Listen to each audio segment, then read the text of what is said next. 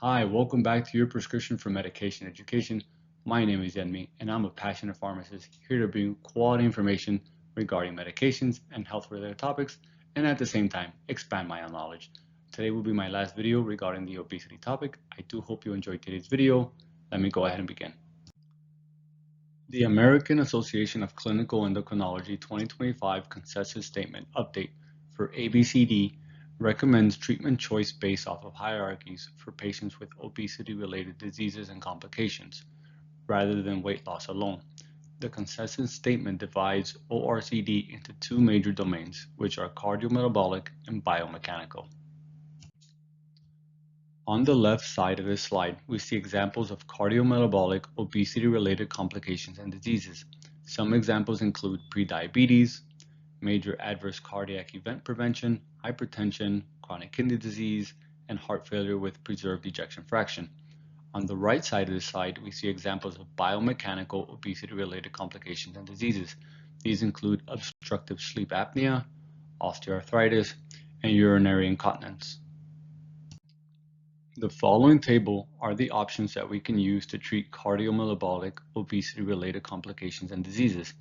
I wanted to mention that the consensus statement refers to these weight loss medications by their generation. First generation obesity medications include liraglutide, orlistat, Qsymia, and Contrave. Second generation weight loss medications are tirzepatide and semaglutide. Briefly looking at this table, it's obvious that semaglutide and tirzepatide dominate in terms of first-line treatment options in most of these conditions. Let's look at some of the evidence that supports the use for semaglutide. For patients with type 2 diabetes at doses of 1 to 2 milligrams subcutaneously weekly, it reduced A1C by 1.9 to 2.2% points in the SUSTAIN-4 trial. In the OASIS-1 trial, oral semaglutide at 50 milligrams daily was associated with a higher proportion of participants with baseline prediabetes achieving normal glycemia by week 68 compared with placebo. In the same trial, it reduced the need for blood pressure and lowering medications as well. A 2025 systematic review and meta-analysis in the European Journal of Medical Research found that semaglutide was associated with an average systolic blood pressure reduction of about 8 and a diastolic reduction of about 3.7 in adults with type 2 diabetes.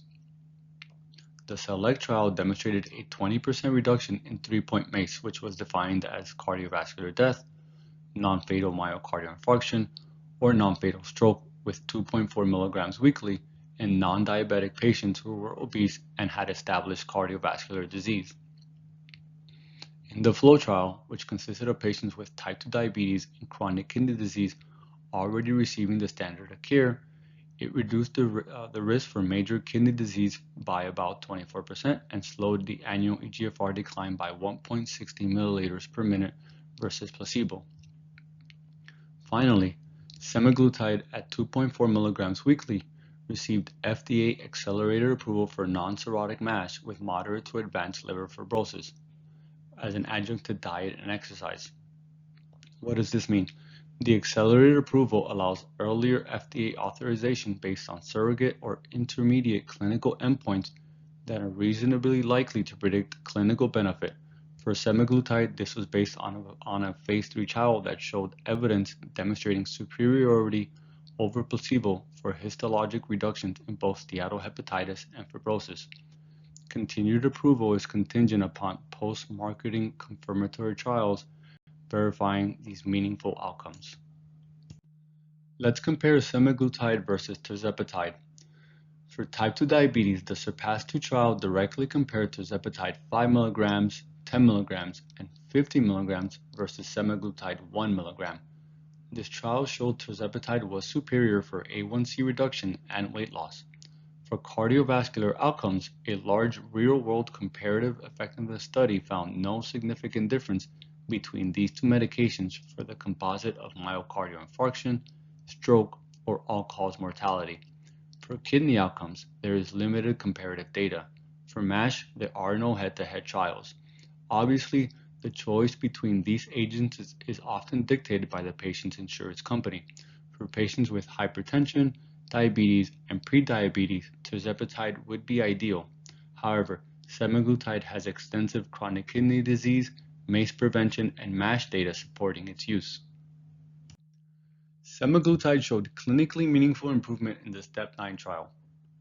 It improved WOMAC scores, which stands for Western Ontario and McMaster University's Osteoarthritis Index, which is a widely used patient-reported questionnaire to assess pain, stiffness, and physical function in people with osteoarthritis of the hip or knee by 41.7 points versus 27.5 points with placebo. Patients also showed greater improvement in their SF-36 physical function scores along with a greater 6-minute walk distance improvement.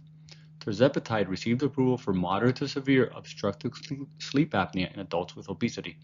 Their SURMOUNT-OSA program consisted of two 52-week randomized double-blind placebo-controlled phase 3 trials enrolling 469 participants with moderate to severe obstructive sleep apnea and obesity. In this trial, tirzepatide resulted in apnea-hypopnea index reduction of up to 58.7% from baseline. Let's assume that your patient has been on a GLP-1 medication for a couple of months now and has achieved their targeted weight reduction. What do we do now? The AACE 2025 update did not provide formal tapering protocols. Should patients stay on therapy long-term? Do we reduce the dose? Do we switch them to alternative weight loss medication? Or should we stop therapy suddenly or taper them off? In the STEP 1 extension trial, participants regained about 2/3 of their prior weight loss within 1 year after stopping semaglutide. ABCD is a chronic disease, and the decision to continue, reduce, or stop therapy should be based on complication-centric goals rather than BMI alone. There is limited evidence for optimal tapering strategies. One recommended approach is to taper GLP-1 receptor agonists gradually over a period of at least 20 weeks, which can reduce the risk for hyperglycemia, weight gain, and worsening obesity-related complications. Medical providers and pharmacists face significant barriers to get these medications in the hands of their patients. Patients are faced with plan exclusions or high out-of-pocket costs. These medications typically range from $12,000 to $16 annually with no coverage. There is legislation initiative in the works to address the affordability issues such as the Treat and Reduce Obesity Act, which is intended to expand Medicare Part D coverage for anti-obesity medications. The Inflation Reduction Act may also provide future price reductions for these medications as well. Real-world adherence remains low, somewhere between 33 to 50% at 1 year, due to factors including high costs, insurance coverage changes, and medication shortages. Let's look at what options we have available to us to use at the moment to make these medications more affordable for our patients. For a limited time, as of November 17, 2025, Novo Nordisk offers patients in the US the first 2 doses of authentic FDA-approved Wegovy and Ozempic for only $199. And also effective November 17th, Novo Nordisk is lowering the price of Wegovy and Ozempic for existing self-pay patients in the US from $499 to somewhere between $349 per month. The 2 mg strength for Ozempic will remain at $500 per month. Patients should visit Wegovy.com or Ozempic.com to register for these savings and review what the terms and conditions are. For patients trying to access Zepbound and commercial insurance, there is a Zepbound savings card that may cause the patient to pay as little as $25 per fill at the pharmacy. For Zepbound, self-pay patients starting December 1st, 2025, patients can receive Zepbound single-dose vials for about $300 to $450 per month, depending on the strength. This offer is available via LillyDirect, and it's part of their Zepbound self-pay journey program. This program has strict terms and conditions in which must be adhered to in order to receive the medication at these advertised prices. As with all manufacturer discounts, these offers often have restrictions and may be terminated, rescinded, revoked, or amended at any time with or without notice for any reason. Unfortunately, patients with Medicare or other federal or state healthcare insurance programs, these savings are prohibited by law. Patients may be eligible to receive GLP-1 receptor agonists covered for other indications such as type 2 diabetes, cardiovascular risk reduction, or obstructive sleep apnea. The key takeaway is that obesity, what AACE now refers to as adiposity-based chronic disease, is not a short-term problem and is a chronic relapsing condition. Treatment decisions should focus on reducing obesity-related complications rather than simply achieving a normal BMI.